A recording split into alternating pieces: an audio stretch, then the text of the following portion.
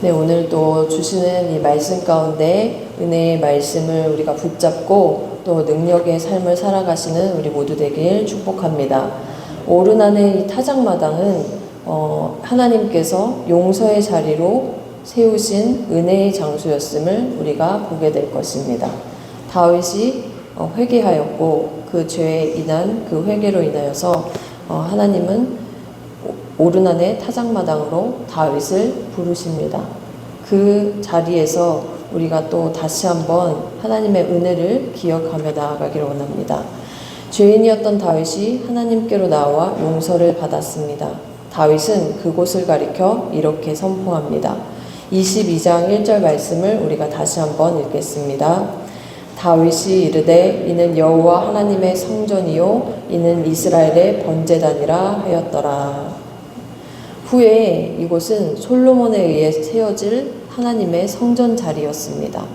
이 장소의 성격은 이 솔로몬이 성전을 완성한 다음에 드린 봉헌 기도에도 동일하게 나타납니다. 솔로몬은 이렇게 하나님께 기도를 해요. 이스라엘이 범죄한 다음에 회개하고 돌아와 성전을 향하여 기도할 때 하나님께서 그 기도를 들어주시고 죄를 용서해달라고 간구했습니다. 역대하 6장 24절 이하에 이 내용이 기록되어 있고 하나님께서는 이러한 솔로몬의 기도에 응답하십니다. 역대하 7장 14절에 이렇게 말씀을 하시는데요. 내 이름으로 일컫는 내 백성이 그들의 악한 길에서 떠나 스스로 낮추고 기도하여 내 얼굴을 찾으면 내가 하늘에서 듣고 그들의 죄를 사하고 그들의 땅을 고칠지라. 성전에 대한 하나님이 거하시는 교회에 대한 그러한 하나님의 약속이었습니다. 용서함을 받는 이 자리, 귀한 자리. 우리가 이곳에 나와 오늘도 또 하나님의 말씀을 듣고 또 기도하며 하나님의 용서하심을 기억하고 감사하고 있습니다. 지금부터 이 말씀을 통해서 오르난의 이 타작마당에서 일어났던 일들을 한번 살펴보면서 이렇게 죄 용서함의 은혜가 주어졌다는 사실을 다시 한번 마음에 새기고자 합니다. 다윗의 범죄에 대한 하나님의 징벌은 피할 길이 없었습니다. 그러나 하나님께서 유일한 길을 내어주셨죠. 친히 다가오신 그분의 긍휼하심이 그 은혜였습니다. 다윗이 돌이킬 기회를 허락받았습니다. 그래서 이제 하나님께 회개함으로 돌이킴으로 이렇게 점점 나아가고 있었어요. 하나님 앞에서 자신의 잘못을 진실되게 고백한 이 다윗에게 이어서 하나님의 말씀이 주어집니다. 18절 말씀을 우리가 다시 한번 읽겠습니다. 여호와의 천사가 갓에게 명령하여 다윗에게 이르시기를 다윗은 올라가서 여부스 사람 오르난의 타작마당에서 여호와를 위하여 제단을 쌓으라 하신지라. 이 오르난의 타작마당, 이것은 21장 15절에서 밝힌 바 심판의 장소이면서 동시에 심히 크신 하나님의 긍휼이 나타났던 장소였습니다. 그런데 그곳으로 하나님께서 다윗, 회개한, 돌이킨 그 다윗에게 그곳으로 올라가라 이렇게 말씀을 하고 계시죠. 이곳에서 하나님이 예루살렘을 멸하려고 천사를 보내셨다가 천사가 멸하려 할 때 그것을 보시고 그 긍휼히 여기시며 이 재앙 내림을 뉘우치시면서 족하다 이제 내 손을 거두라 하셨던 그 장소였습니다. 근데 그곳으로 다윗에게 가라고 말씀을 하십니다. 하나님께서는 죄에서 돌아선 다윗에게 다시 시작하도록 그렇게 말씀하시고 계세요. 그리고 그분의 첫 번째 명령은 하나님을 기억하라는 것이었습니다. 여호와를 위하여 제단을 쌓으라. 하나님을 위하여 제단을 쌓으면서 다윗 자신과 이스라엘의 참된 주인이 누구인지를 선포할 수 있도록 하셨습니다. 우리가 용서함을 받을 때 다시 한번 우리의 주인이 누구이신지를 선포할 수 있는 기회를 부여받았음을 말씀을 통하여서 다시 한번 깨닫게 됩니다. 다윗은 그렇게 하나님께로부터 용서의 길로 나아갑니다. 19절 말씀을 또 함께 읽겠습니다. 이에 다시 여호와의 이름으로 이른 말씀대로 다윗이 올라가니라. 그는 지금 바로 하나님과 깨어진 관계를 회복하기 위해 그곳으로 올라갑니다. 거기에는 어떠한 지체함도 없었습니다. 하나님께서 말씀하시니 다윗은 나아가기만 했습니다. 그리고 그 과정 속에서 우리가 살펴보는 바 그는 교만을 버리고 겸손하게 나아갑니다. 인구조사, 이것은 그야말로 다윗의 교만함을 보여주었던 사건이었습니다. 왕으로서 할 수는 있었던 일이지만 거기에는 하나님이 계시지 않는, 그 군사의 수로서 자신의 힘을 내세우려 했던 다윗 왕의 그 모습만을 볼 수 있었던 그러한 죄악이었는데요. 그곳에는 하나님이 계시지 않고 다윗만 있었습니다. 그러한 그가 이제는 하나님과 함께 하나님께서 명령하신 제사를 드리려, 하나님의 이름을 선포하려, 하나님이 누구이신지를 선포하려 오르난의 타작마당으로 나아갑니다. 22절 말씀을 읽겠습니다. 다윗이 오르난에게 이르되 이 타작하는 곳을 내게 넘기라. 너는 상당한 값으로 내게 넘기라. 내가 여호와를 위하여 여기 한 제단을 쌓으리니 그리하면 전염병이 백성 중에서 그치리라 하니라.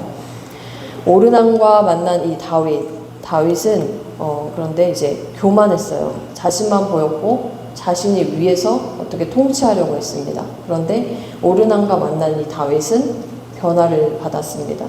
왕의 신분을 이용해서 강제로 그 땅을 빼앗으려 하지 않고 있어요. 다윗이 이곳에 온 이유를 설명해주고 백성을 대표하는 그가 직접 충분한 값을 지불하겠다고 밝히고 있습니다. 이에 대해서 오르난은 23절에 왕이 좋게 여기시는 대로 하라고 이렇게 응답하면서 제사에 드릴 제물까지도 준비해 주려고 했지만 다윗은 어떻게 하고 있나요? 그마저도 거절합니다. 계속해서 다윗은 겸손함을 유지하면서 하나님을 향한 제사를 준비하고 있는 모습입니다. 24절 말씀도 함께 읽겠습니다. 다윗 왕이 오르난에게 이르되 그렇지 아니하다. 내가 반드시 상당한 값으로 사리라. 내가 여호와께 드리려고 내 물건을 빼앗지 아니하겠고 값없이는 번제를 드리지도 아니하리라 하니라. 인구조사를 했던 그 다윗의 모습 속에서는 분명히 그 왕의 모습으로, 교만했던 그 모습으로 그냥 백성의 것을 빼앗는 것도 이상하지 않는 그러한 모습을 가진 사람이었습니다. 그러나 하나님 앞에 자신의 죄를 고백하고 자신의 모습을 본 그 다윗은 이렇게 겸손하게 자신의 그 상당한 값을 지불하여서 그 죄의 대가를 지불하여서 하나님께 나아가고자 하는 그 모습만 보이고 있습니다. 22절과 24절에는 상당한 값이라는 표현이 반복해서 나오고 있어요.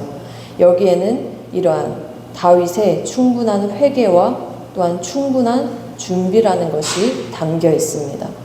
죄로 얼룩진 다윗이 하나님 앞에 진실되게 자신의 죄를 고백했고 그렇게 돌아선 것으로 멈추지 않았습니다. 더 나아가서 그는 하나님이 주시는 말씀에 집중하면서 그 말씀대로 따르는 순종의 길을 걸었습니다.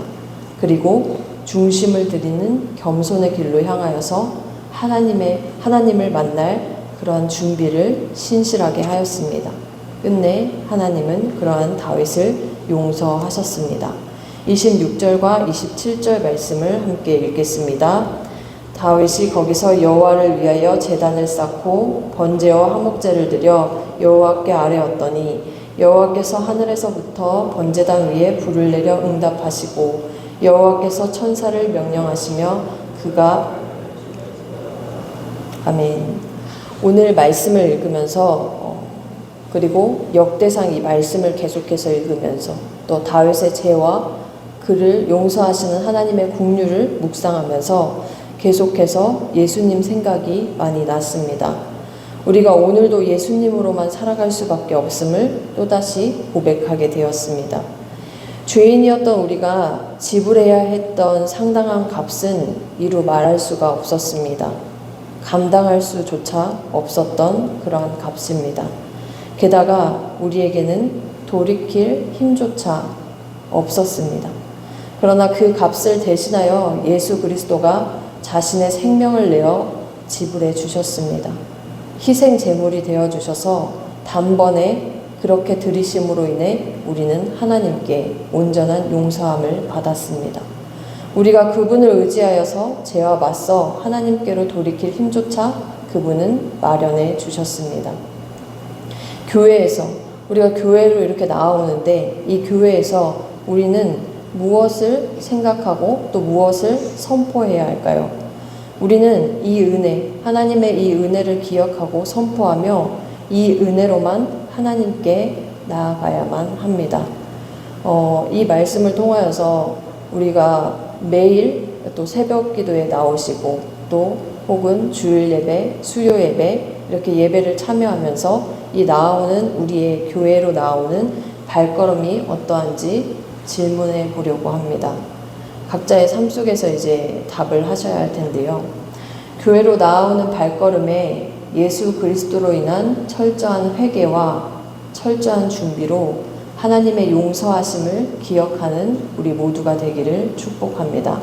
한 가지 더 원하기는 교회에서 그냥 이 안에서만 그것을 기억하고 끝내는 삶이 아니라 교회에서 세상으로 나아가는 그 발걸음에 우리가 그 은혜를 간직한 채 이제 세상으로 나아갈 것입니다. 그때 그 은혜에 감사하는 우리 모두가 되길 또한 축복합니다. 우리의 교회가 예수 그리스도의 희생의 피로 세워졌습니다. 하나님은 우리를 용서하실 때에 하나님을 위하여 번제를 드리라. 하나님을 기억하라. 하나님이 누구신지를 선포하라. 이렇게 우리에게 명령하십니다.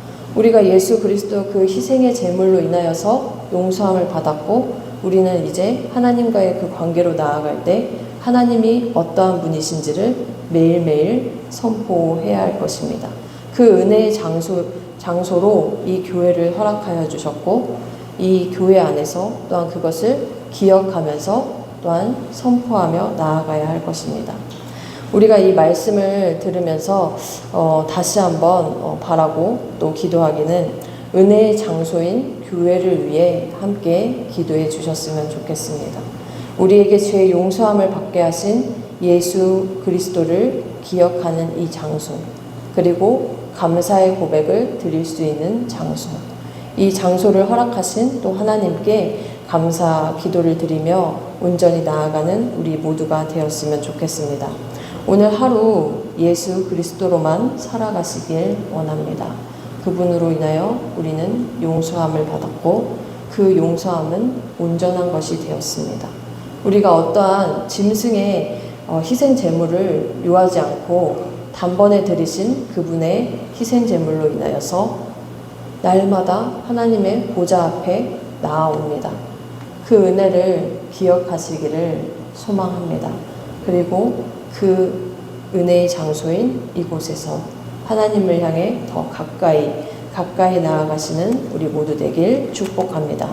오늘 들은 이 말씀을 기억하면서 오르난의 타작마당을 다윗에게 허락하셨던 하나님, 또한 은혜의 장소인 교회를 우리에게 허락하신 하나님, 그 하나님께 감사 기도를 올려드리는 우리 모두 되길 소망합니다.